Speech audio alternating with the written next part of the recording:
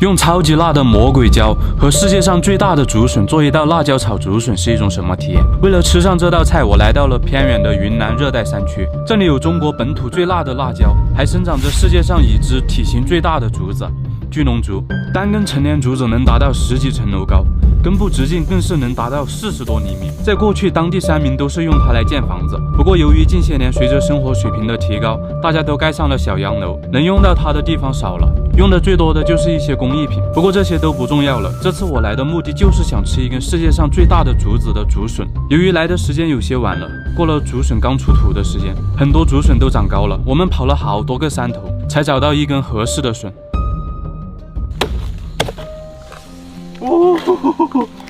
啊！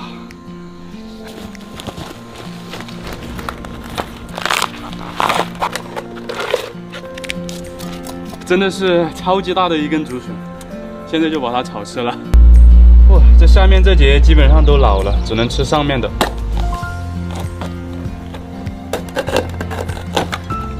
这是竹笋吗？这明明就是竹节了嘛，都长成，我能吃的就只有这一点点了。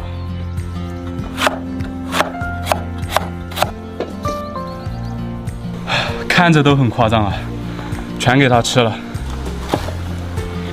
我的手都不敢直接触碰它，这个辣椒很夸张的。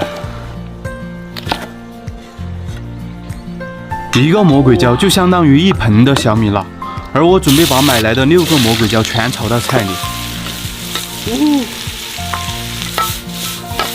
由于魔鬼椒太辣了，以至于我在炒菜的时候都感觉特别辣，我都是强忍着呛人的气味把它炒完。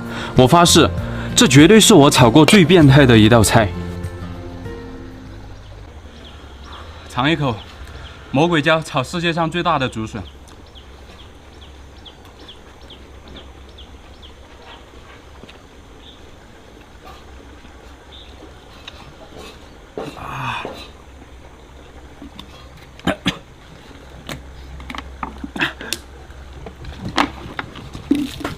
哦，有点变态。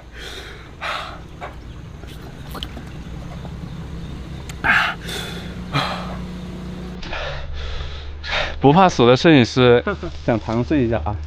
看你吃这么辣，是不是真的？试一下吧，少尝一口啊！啊，试一下，大点吃，多吃点。我靠！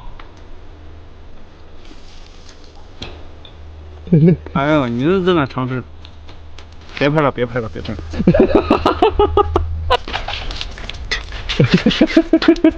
哎呀，行了，别拍了。这绝对是2021封存神器，你看这一块，有没有老铁想尝试一下的？